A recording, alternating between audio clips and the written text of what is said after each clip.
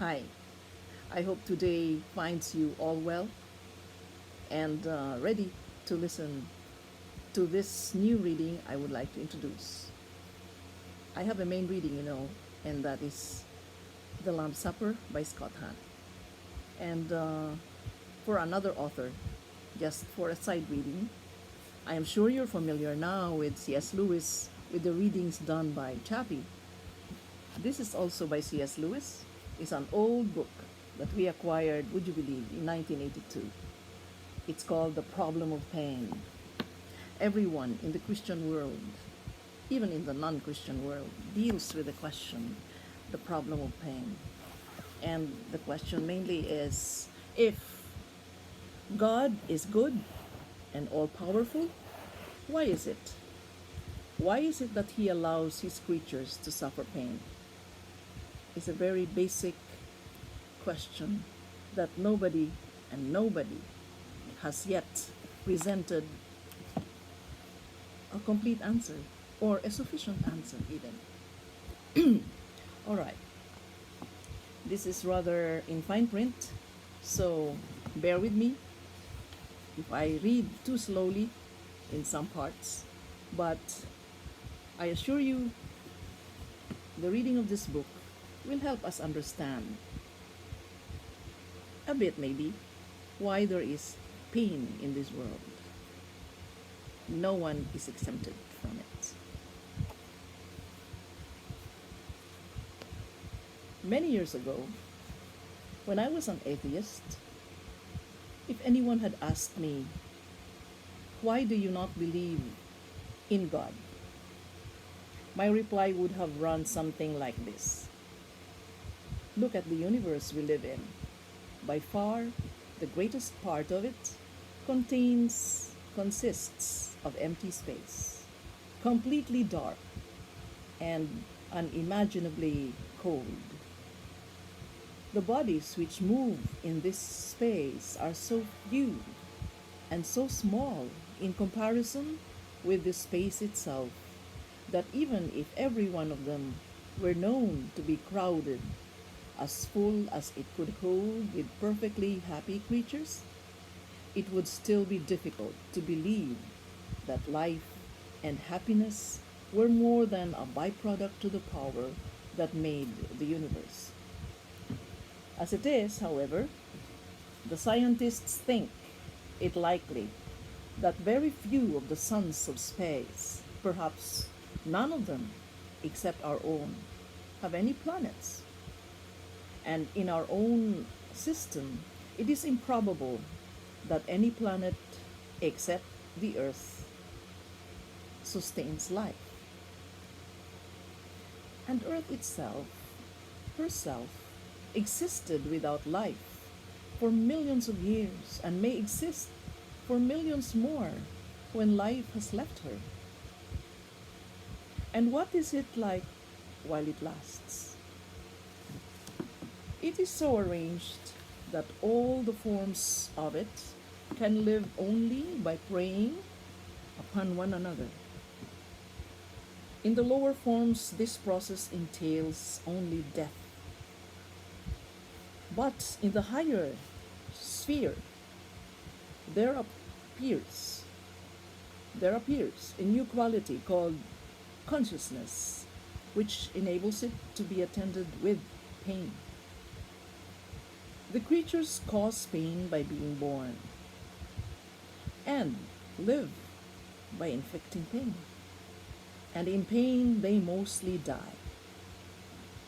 In the most complex of all the creatures, man, yet another quality appears, which we call reason, whereby he is enabled to foresee his own pain, which henceforth is preceded with acute mental suffering, and to foresee his own death while keenly desiring permanence. It also enables men, by 100 ingenious contrivances, to inflict a great deal more pain than they otherwise could have done on one another and on the irrational creatures. This power they have exploited to the full. Their history is largely a record of crime, war, disease, and terror, with just sufficient happiness interposed to give them while it lasts. So agonized apprehension of losing it, and when it is lost, the poignant misery of remembering. Every now and then they improve their condition a little, and what we call a civilization appears. But all civilizations pass away, and even while they remain, inflict peculiar sufferings of their own, probably sufficient to outweigh what alleviations they may have brought to the normal pains of man. That our own civilization has done so, no one will dispute. That it will pass away like all its predecessors is surely probable. Even if, or even if it should not, what then? The race is doomed. Every race that comes into being in any part of the universe is doomed. For the universe, they tell us, is running down, and will sometime be a uniform infinity of homogeneous matter at a low temperature. All stories will come to nothing. All life will turn out in the end to have been a transitory and senseless contortion upon the idiotic face of infinite matter. If you ask me to believe that this is the work of a benevolent and omnipotent spirit, I reply that all the evidence points in the opposite direction. Either there is no spirit behind the universe, or else a spirit indifferent to good and evil, or else an evil spirit. There was one question which I never dreamed of raising. I never noticed that the very strength and facility of the pessimist's case at once poses us a problem. If the universe is so bad, or even half so bad, how on earth did human beings ever come to attribute it to the activity of a wise and good creator? Men are fools, perhaps, but hardly so foolish as that. The direct inference from black to white, from evil flower to virtuous root, from senseless work to a workman infinitely wise, staggers belief. The spectacle of the universe as revealed by experience can never have been the ground of religion. It must always have been something in spite of which religion, acquired from a different source, was held. It would be an error to reply that our ancestors were ignorant and therefore entertained pleasing illusions about nature, which the progress of science has since dispelled. For centuries, during which all men believed, the nightmare size and emptiness of the universe was already known. You will read in some books that men of the Middle Ages thought the earth flat and the stars near, but that is a lie. Ptolemy had told them that the earth was a mathematical point without size in relation to the distance of the fixed stars, a distance which one medieval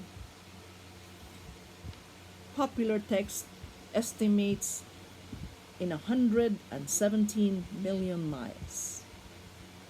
And in times yet earlier, even from the beginnings, men must have got the same sense of hostile immensity from a more obvious source.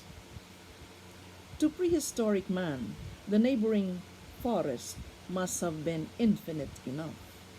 On the utterly alien and infest which we have to fetch from the thought of cosmic rays and cooling suns came snuffing and howling nightly to his very doors.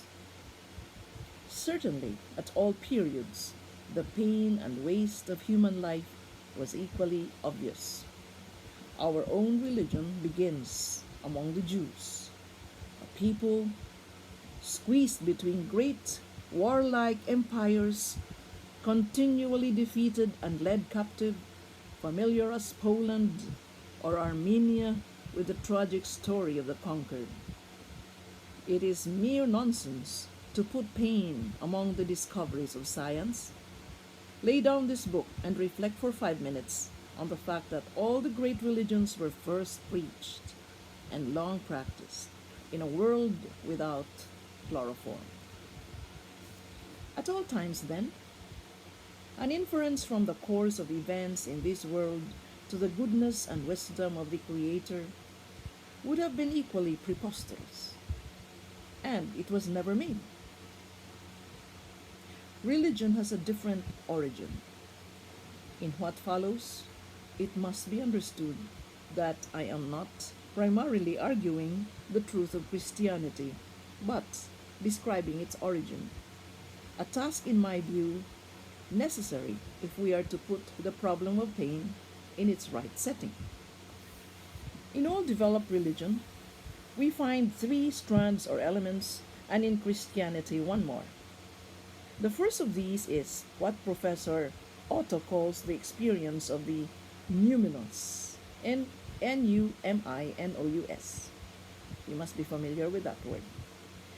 Those who have not met this term may be introduced to it by the following device.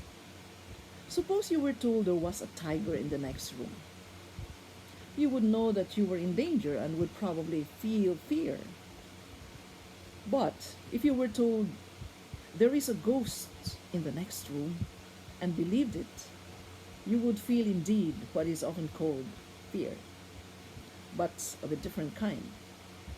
It would not be based on the knowledge of danger, for no one is primarily afraid of what a ghost may do to him, but of the mere fact that it is a ghost. It is uncanny rather than dangerous, and the special kind of fear it excites may be called dread. With the uncanny, one has reached the fringes of the numinous. Now suppose that you were told simply, there is a nightly spirit or a mighty spirit in the room, and believed it. Your feelings would then be even less like the mere fear of danger, but the disturbance would be profound. You would feel wonder and a certain shrinking, a sense of inadequacy to cope with such a visitant, and of prostration before it, an emotion which might be expressed in Shakespeare's words, "Under it my genius is rebuked." This feeling may be described as awe, and the object which excites it as the numinous. Okay, so far that's a mouthful already. Let's continue at another time. Thank you for listening. Good afternoon. God bless.